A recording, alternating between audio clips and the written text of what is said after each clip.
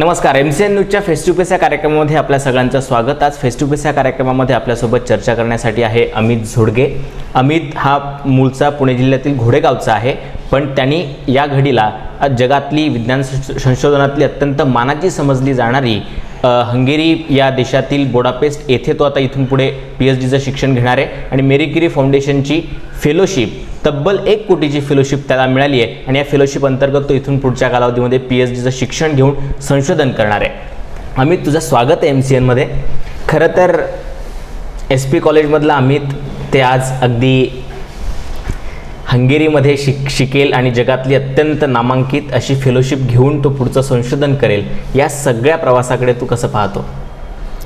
एकंदरीत मी माझं म्हणजे कॉलेजात असताना किंवा NCLमध्ये संधी मिळाली असताना माझं काम मी प्रामाणिकपणे केलं.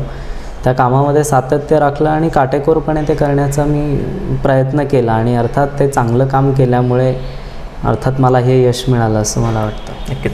तू मूळचा घोडेगावचा आहेस आणि अत्यंत शेतकरी कुटुंबातनं आलेला आहेस. आईवडील अत्यंत घोडेगावसारख्या छोट्याशा गावामध्ये. तिथलं सगळं शालेय पार्श्वभूमी ही जरा थोडीशी सांगशील, जेणेकरून ती पार्श्वभूमी असलेल्या कुठल्याही विद्यार्थ्याला उद्या आपण अमित झोडगे बनावं ही प्रेरणा मिळेल. अर्थात म्हणजे मी अतिशय दुर्गम खेड्यामध्ये राहत होतो आणि तिथे राहत असलो तरी तिथली शिक्षण व्यवस्था त्या मानाने चांगली होती. ज्या शाळेत मी शिकलो 10वीपर्यंत, तर म्हणजे पहिली ते 8वी मी तिथे जनता विद्या मंदिर या शाळेत शिकलो. त्यानंतर 8वी ते 10वी तिथेच एक नूतन मराठी माध्यमिक विद्यालय आंबेगाव वसाहतमध्ये सुरू झालं. तिथे मी 10वीपर्यंत शिकलो आणि तिथले शिक्षक चांगले शिकवायचे. विशेषतः मला तिथले आढळराव आणि मंचरकर या 2 शिक्षकांचा उल्लेख करावा वाटतो. त्यांच्यामुळे मला पेपर वाचनाची खूप आवड झाली. त्या माध्यमातून अनेक वैज्ञानिकांच्या शास्त्रज्ञांच्या कथा मी वाचल्या आणि ते माझ्या मनावर कोरलं गेलं की आपणही काहीतरी केलं पाहिजे. अर्थात घरी फार सधनता नव्हती, रोजीरोटीचाही प्रश्न होते, पण त्यामध्येच आम्ही सुट्टीच्या वेळात काम करायचो आणि त्यामुळे वेळेचं महत्त्व मला होतंच. अर्थात आणि माझं जे नंतर मी BScला बायोडिझेलचं संशोधन केलं, त्याची पाळंमुळं त्या 10वीच्या शिक्षणामध्ये आहेत असं मला वाटतं. कारण सुट्ट्यांमध्ये आम्ही करंजाच्या बिया गोळा करायचं आणि त्याच्या बिया म्हणजे त्याचं जे कवच असतं ते फोडून त्यातनं बी बाहेर काढायचं आणि मग साधारणपणे 1 किलो बी गोळा केली की आम्हाला 3 रुपये मिळायचे आणि त्या 3 रुपयांमध्ये मिसळपाव खायला मिळायचा, चांगली पुस्तकंही घ्यायला मिळायची. हा एक मजेशीर अनुभव आहे आणि मग त्याच्याबद्दल मला ती क्युरिओसिटी होती की म्हणजे नंतर मी नॉन एडिबल ऑइल सीड्स म्हणजे अखाद्य तेलांचा वापर करून म्हणजे बायोडिझेल जैव इंधन कसं बनवता येईल याच्यावरचं काम केलं.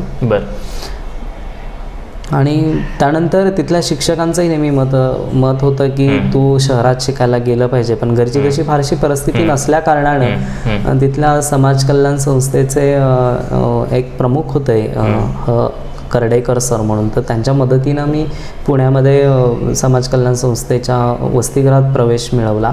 पण तिथनं पुणे स्टेशनला आहे, तिथनं नुमवीत येणं फार अवघड होत होतं. मेरिट बेसनुसार मी ॲडमिशन घेतलं आणि तर आईवडील पण तयार नव्हते मला पुण्याला जाऊन म्हणजे शिक्षणाला जाण्यासाठी आणि अर्थात ते पैसे पण देणार नव्हते.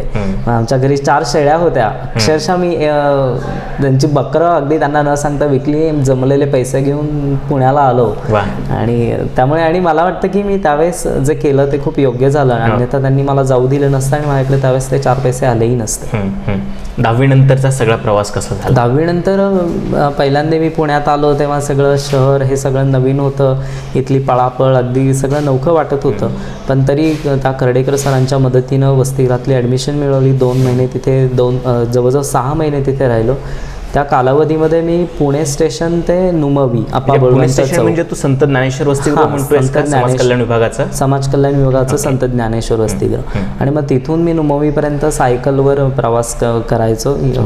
आणि नुमवीमधलं ते जे वाक्य होतं म्हणजे तुम्ही नुमवीच्या दारात गेलात की ते छात्र आम्ही नुमवीचे घडवूया राष्ट्र उद्याचे, हे जे वाक्य होतं ना ते रोज म्हणजे तुम्ही तिथे दारात उभे राहिलात की रोज ते तुम्हाला दिसतंच.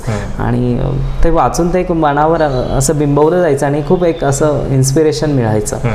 तिथे मला खूप चांगले हाडामासाचे चांगले शिक्षक मिळाले. विशेषतः मला उल्लेख करावा लागेल, धडफळे मॅडम इंग्रजी शिकवायच्या, जायदे सर फिजिक्स शिकवायचे, शर्माळे सर गणित शिकवायचे. अर्थात गणिताचं आणि माझं तसं फार वाकडं होतं, पण तरी त्यांच्यामुळे थोडी रुची निर्माण झाली होती.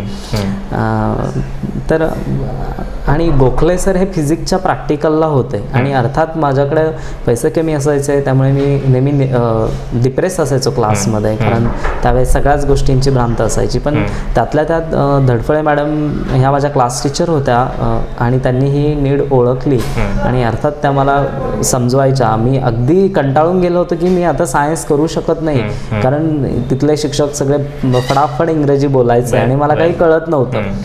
तर मग त्यांनी मला समजावलं, धडफळे मॅडम आणि गोखले सर उपमुख्याध्यापक होते नुमवीचे. तर त्यांनी मला खूप समजावलं आणि धडफळे मॅडम मला लेक्चर सुटल्यानंतर प्रॅक्टिकल झाल्यानंतर ग्रंथालयात बसून थोडं इंग्रजी शिकवायच्या. आणि अर्थात मी ते चांगलं केलं, त्यांच्या सूचना पाळल्या आणि त्यामुळे मी खूप आज चांगलं इंग्रजी बोलू शकतो. पण सगळं 12वी सायन्स तू नुमवीमध्ये केलं आणि त्यानंतरच्या कालावधीमध्ये BSc करण्यासाठी सप कॉलेजमध्ये दाखल झालास, जिथे आपली पहिली भेट झाली. बरोबर. तो सगळा कालावधी आणि त्याच्यात तुझ्या संशोधन वृत्तीची पायाभरणी थोडक्यात झाली असं म्हणता येईल का? खरं तर FY BScला ज्यावेळेस ॲडमिशन घेतली त्यावेळेस बायोडिझेल या विषयावरचं फार पेव फुटलं होतं. विशेषतः म्हणजे कलामांची त्याच्यावरची व्याख्यानं ऐकली होती, त्यांनी त्याचं महत्त्व विशद केलं होतं.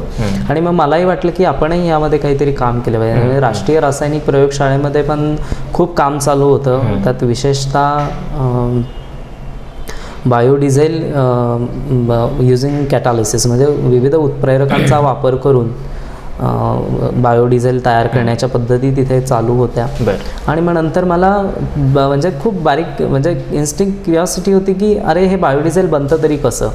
आणि त्याच सुमारास माझ्या वाचनात शिवचरित्र आलं आणि त्या मशालींमध्ये हे अखाद्य तेलं वापरायला जायची जाळण्यासाठी. आणि मग मला तो प्रश्न पडला, अरे शेंगदाण्याचं तेल हळूहळू का जळतं आणि केरोसिन पटकन का पेटतं. तर मग त्यांच्या फ्युएल प्रॉपर्टीचा अभ्यास केला.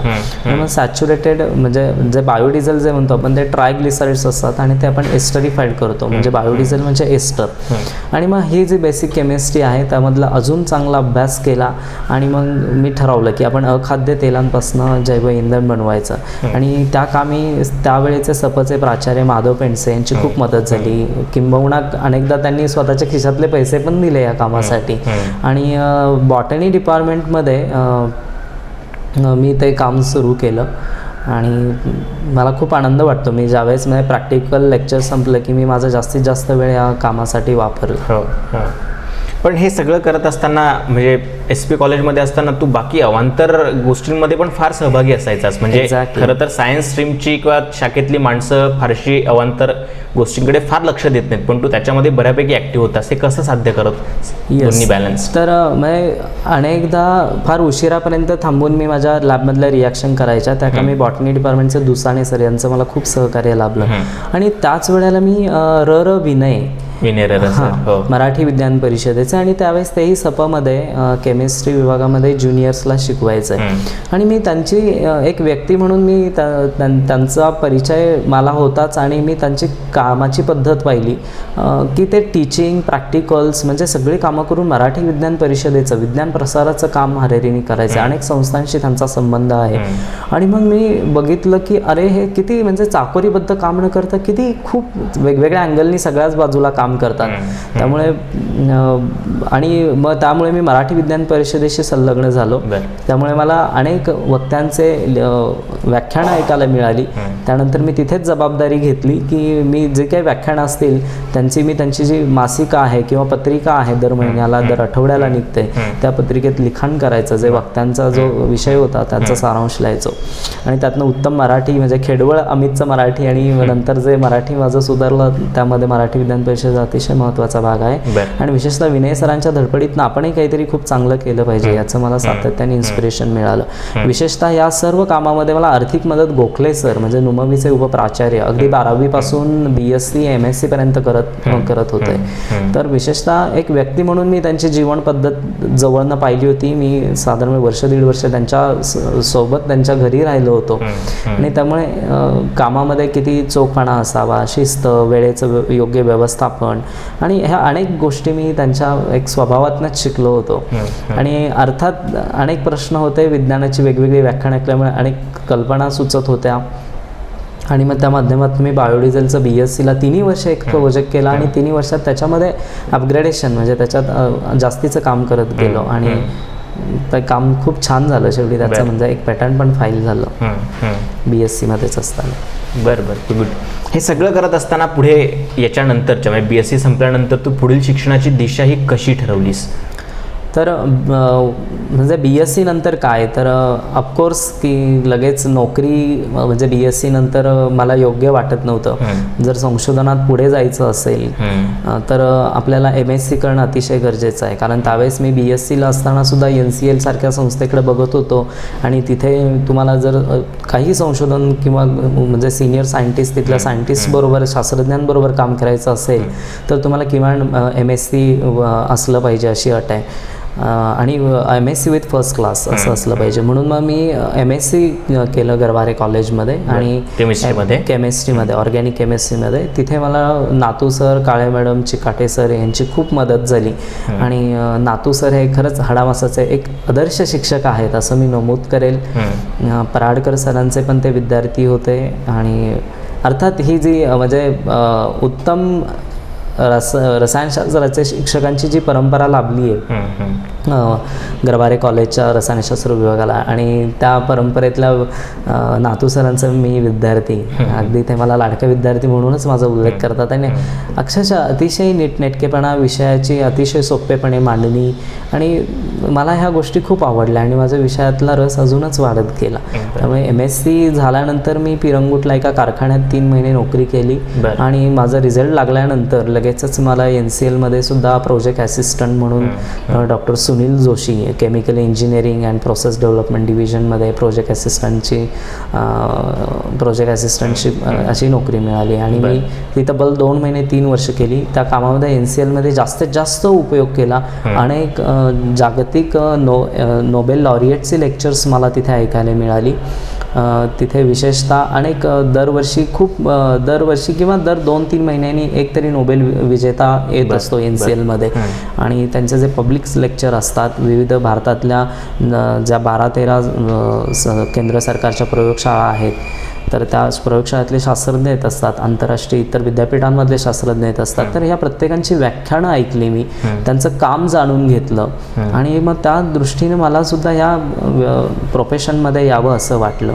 संशोधन हाच व्यवसाय असावा असं वाटायला लागलं. आणि मग मी माझं काम ह्या लोकांच्या अनुभवानुसार, सल्ल्यांनुसार, व्याख्यानातनं ऐकून मी तसं सुरू केलं.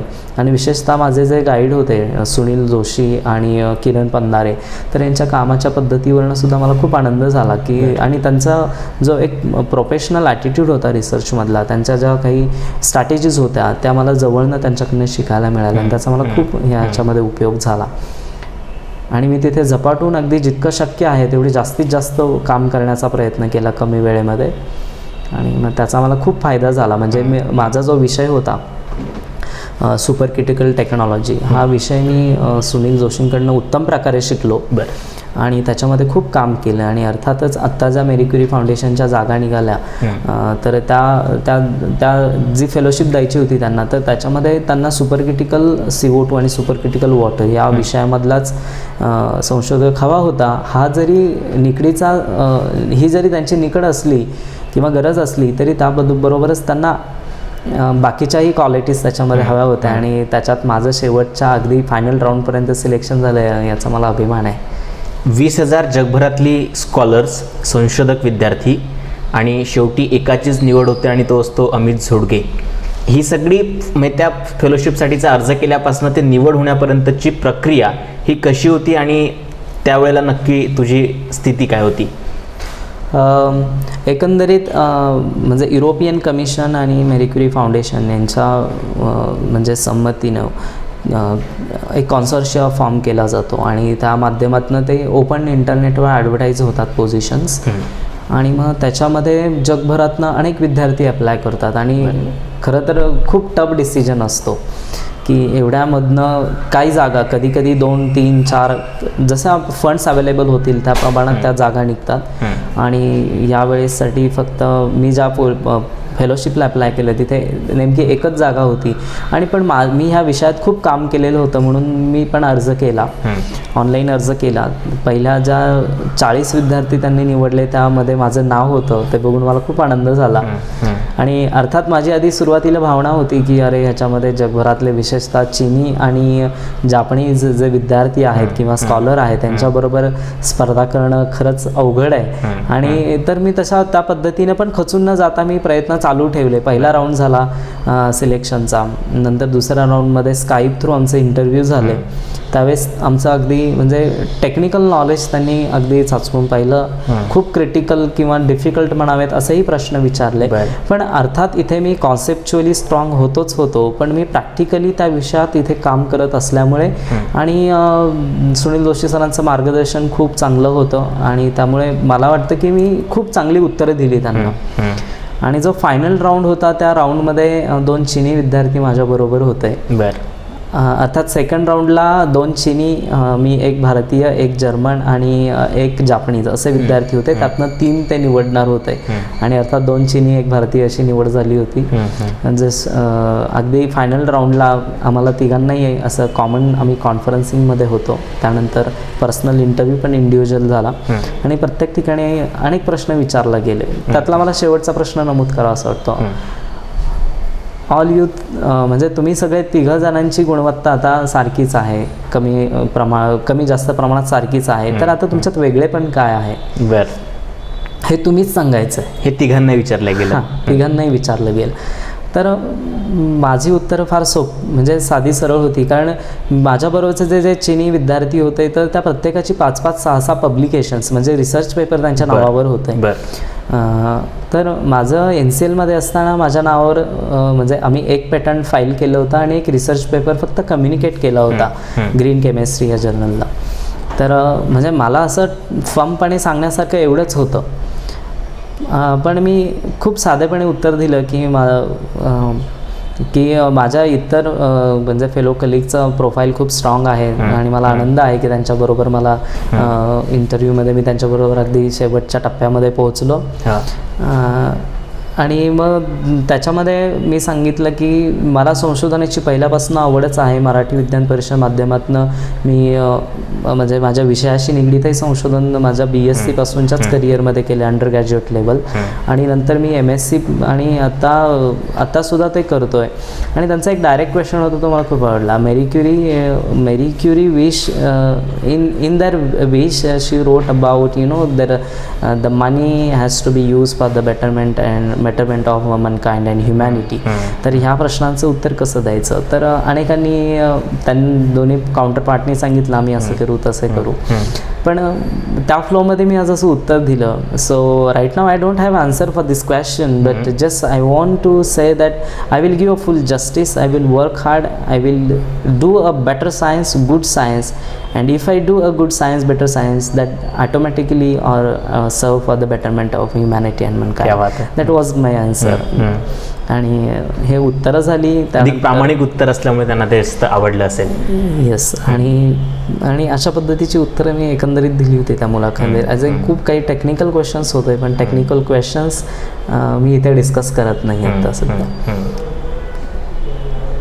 एक आता ही फेलोशिप तुला मिळाली, तब्बल 1 कोटीची ती फेलोशिप आहे पुढच्या 3 वर्षांसाठी. म्हणजे महिना 2.5 लाख रुपये, जे की आपल्याकडे महिना 2.5 लाख म्हणजे खूप मोठं पॅकेजचं नोकरीसाठी असतं खरं तर त्या अर्थाने. पण संशोधनासाठी एवढं मोठं त्या अर्थाने पॅकेज म्हणू, त्याला फेलोशिप म्हणू, स्कॉलरशिप म्हणू, एवढी दिल्या जाते. संशोधनाकडे पाहण्याचा आपला एकूण दृष्टिकोन खास करून मराठी विद्यार्थ्यांमधला तो खरं तर घडत नाही. घडला तरी त्याला एक दिशा देण्याचं काम हे होत नाही. अशा परिस्थितीमध्ये ज्या विद्यार्थ्यांना खरोखरच संशोधनामध्ये रुची असेल किंवा ती आहे हे ओळखणं आणि ती जपणं हे साध्य करण्यासाठी तू काय सांगशील? तर खरं तर मला असं सांगावंसं वाटतं की पुण्यासारख्या शहरामध्ये तर खूप अनेक विज्ञान संस्था आहेत. आपण जर पाहिलं तर मराठी विज्ञान परिषद अर्थात एक हा एक म्हणजे आघाडीची महत्त्वाची संस्था आहे. तशा अनेक संस्था आहेत आणि विशेषतः म्हणजे पुणे शहरात राष्ट्रीय रासायनिक प्रयोगशाळा, इंडियन इन्स्टिट्यूट, आयसर, त्याच्यानंतर अशा अनेक संस्था आहेत, नॅशनल व्हायरोलॉजी इन्स्टिट्यूट किंवा आघारकर रिसर्च इन्स्टिट्यूट, अशा अनेक संस्थांशी ज्यांना खरोखरच संशोधनामध्ये आणि एक त्यांची म्हणजे आधीपासून एक चिकित्सक वृत्ती आहे, कष्ट करण्याची तयारी, अशा लोकांनी या संस्थेतल्या शास्त्रज्ञांना भेटलं पाहिजे.